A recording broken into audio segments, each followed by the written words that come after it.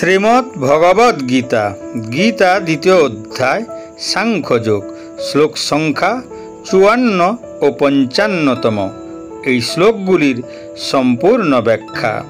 অর্জুনবাচ স্থিত প্রজ্ঞস্য কা ভাষা সমাধিস্থস্য কেশব স্থিতধীহ কিং প্রভাসেত কিমাসীত ব্রজেত কিম। অর্জুন জিজ্ঞাসা করলেন, হে কেশব, স্থিতপ্রজ্ঞ অর্থাৎ অচলাবুদ্ধি সম্পন্ন মানুষের লক্ষণ কি? তিনি কিভাবে কথা বলেন, কিভাবে অবস্থান করেন এবং কিভাবেই বা তিনি বিচরণ করেন? স্থিতপ্রজ্ঞা স্থির বুদ্ধিসম্পন্ন মানুষ এবং সমাধিস্থস্য ঐশ্বরিক চেতনায় অবস্থিত। এই উপাধিগুলি জ্ঞানপ্রাপ্ত ব্যক্তিগণকে দেওয়া হয়ে থাকে। সম্পূর্ণ যোগ বা সমাধি অবস্থা সম্পর্কে শ্রীকৃষ্ণের উপদেশ শোনার পর অর্জুন স্বাভাবিকভাবেই প্রশ্ন করেন যে, হে জনার্দন, এই রকম অবস্থায় অবস্থিত একজন সিদ্ধ পুরুষের মনের অবস্থা কি আমি জানতে চাই। এর পাশাপাশি অর্জুন জানতে চেয়েছেন যে দৈব চেতনায় অবস্থিত মানুষের মানসিকতা তার প্রকৃতিতে কিভাবে প্রকাশ পায়। এই শ্লোকে অর্জুন শ্রীকৃষ্ণের কাছে ১৬টি প্রশ্ন করে ব্যাখ্যা সহকারে তার উত্তর জানতে চেয়েছেন। ১. ঐশ্বরিক চেতনায় অবস্থিত একজন মানুষের বৈশিষ্ট্য কি? ২. যদি আপনি জ্ঞানকে ফলদায়ক কর্মের চেয়ে শ্রেষ্ঠ মনে করেন, তবে কেন আপনি আমাকে ভয়ঙ্কর যুদ্ধে ঠেলে দিতে চাইছেন? ৩. মানুষ তার ইচ্ছার বিরুদ্ধে পাপ কাজ করতে চায় কেন? তাকে পাপ কাজ করাতে কে বাধ্য করায়? ৪. আপনি বিবস্বানের থেকে অনেক পরে জন্মেছেন, তাহলে কিভাবে বুঝব আপনি তাকে এই জ্ঞান উপদেশ দিয়েছেন? ৫. প্রথমে আপনি কর্ম ত্যাগ করতে বলেন, তারপর পুনরায় আপনি আন্তরিকভাবে নিষ্ঠার সাথে কাজ করার প্রশংসা করেন। আপনি আমাকে পরিষ্কারভাবে বুঝিয়ে বলুন। ৬. হে কৃষ্ণ, মন চঞ্চল, অশান্ত, শক্তিমান এবং হঠকারী। আমার মনে হয় বাতাসের থেকেও একে নিয়ন্ত্রণ করা অত্যন্ত কঠিন। ৭. সেই ব্যর্থ যোগীর ভাগ্যে কি আছে যে প্রারম্ভে শ্রদ্ধাপূর্বক ভক্তির পথে চলে এবং পরে যার মন ভগবান থেকে বিচ্যুত হয়ে অনিয়ন্ত্রিত কামনায় লিপ্ত হয়, এবং কেন তিনি তার জীবনে সাফল্য অর্জন করতে সক্ষম হন না? ৮. ব্রহ্ম কি এবং কর্ম কি? অধিভূত কি এবং অধিদেব কে? অধিযোগ্যই বা কি এবং তা শরীরে কিভাবে থাকে? মনকে ভক্তিতে স্থির রাখা যোগী মৃত্যুর সময় আপনাকে কিভাবে পেয়ে থাকেন? ৯. আপনার দিব্য বৈভব, যার দ্বারা আপনি সমস্ত সৃষ্টিতে ব্যাপ্ত আছেন, দয়া করে সে সম্পর্কে আমাকে বিস্তারিতভাবে ব্যাখ্যা করে বলুন। ১০. হে পুরুষোত্তম, আমি আপনার বিশ্বরূপ দেখতে চাই। ১১. আমি জানতে চাই, যদি আপনি সমস্ত সৃষ্টির আগে থেকে আছেন, তবে আপনি কে? ১২. যারা আপনাকে সাকার রূপে এবং যারা অব্যক্ত নিরাকার নির্গুণ ব্রহ্মরূপে আপনার পূজা করে, এই দুইয়ের মধ্যে কাকে যোগে পূর্ণ বলে গণ্য করেন? ১৩. আমি প্রকৃতি এবং পুরুষ সম্পর্কে জানতে চাই। কর্মক্ষেত্র এবং কর্ম কি? ক্ষেত্রের বিশেষজ্ঞ কে? জ্ঞান কি এবং জ্ঞানের বিষয় কি? ১৪. সেই মানুষের বৈশিষ্ট্য কি যে প্রকৃতির ৩টি গুণের বাইরে বিরাজ করছে? তার আচরণ কি?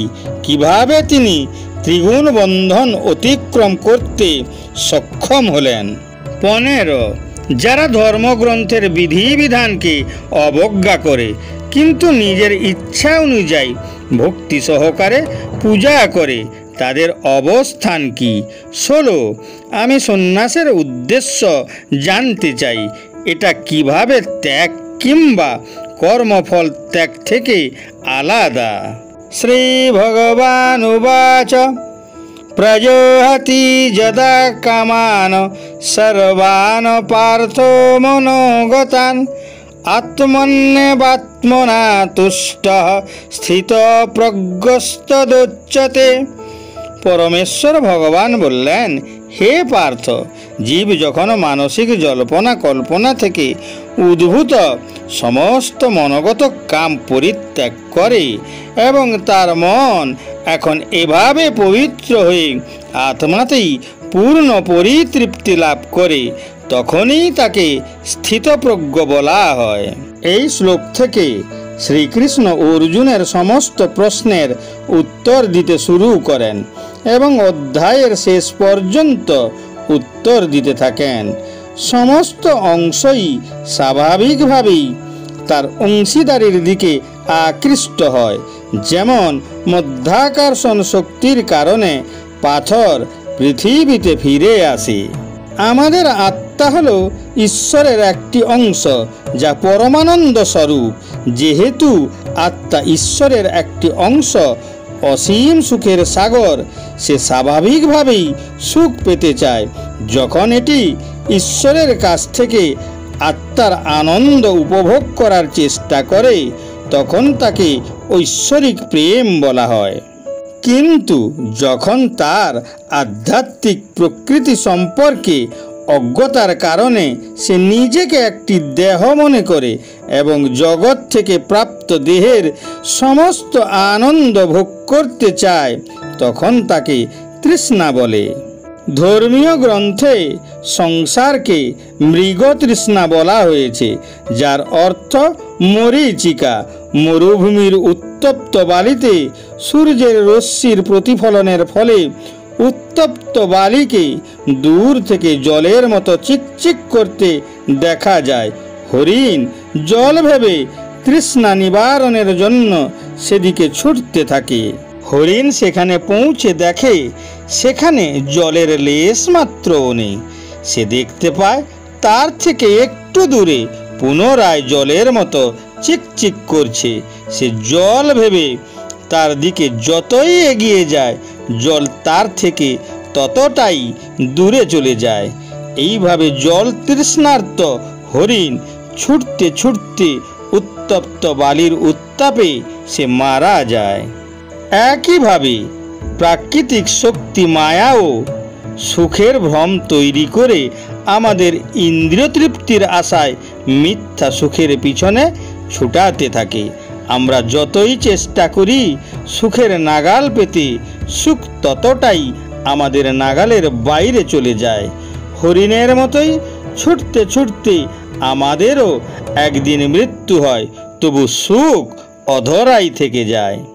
গরুড় পুরাণে উল্লিখিত আছে, চক্রধরোপি সুরত্বং সুরত্ব লাভে সকল সুরপতিত্বং ভবিতুং সুরপতিরুবং গতিত্বং তথাপি ন নিবর্ততে তৃষ্ণা। একজন সাধারণ মানুষ রাজা হতে চায়। একজন রাজা সারা বিশ্বের সম্রাট হতে চায়। সম্রাট স্বর্গের দেবতা হতে চায়। স্বর্গের দেবতা স্বর্গের রাজা ইন্দ্রের পদ পেতে চায়।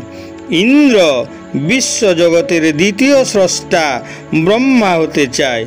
তবুও জড় সুখের ক্ষুধা শেষ হয় না। কিন্তু যখন কেউ তার মনকে বস্তুগত কামনা ও ইন্দ্রিয় সুখ থেকে নিজেকে সরিয়ে রাখতে সক্ষম হয়, তখন সেই ব্যক্তি তার আত্মার অভ্যন্তরীণ সুখ অনুভব করে এবং জগতের বাইরে গিয়ে পূর্ণতা লাভ করে। কঠোপনিষদে এই বিষয়টিকে আরও বিশদভাবে বর্ণনা করা হয়েছে যে, যে ব্যক্তি তার কামনা ত্যাগ করে সে ঈশ্বরের মতোই হয়ে যায়। যদা সর্বে প্রমুচ্যন্তে কামা এয়স্য হৃদি শ্রিতাঃ অথোমৃত ভবত্তত্র ব্রহ্ম সমশ্রুতে।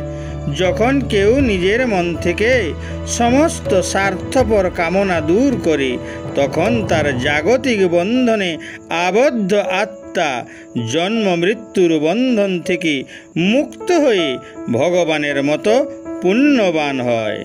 শ্রীকৃষ্ণ উপরের শ্লোকে বলেছেন যে আত্মা অতীন্দ্রিয় অবস্থায় অবস্থিত। যে তার আকাঙ্ক্ষা এবং ইন্দ্রিয় তৃপ্তি ত্যাগ করতে সক্ষম হয়, সেই একমাত্র আত্মাকে সন্তুষ্ট করতে পারে।